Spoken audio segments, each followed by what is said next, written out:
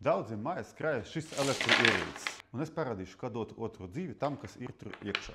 Vienkārši ar plakaniem noņēmam, kas tur ir iekšā.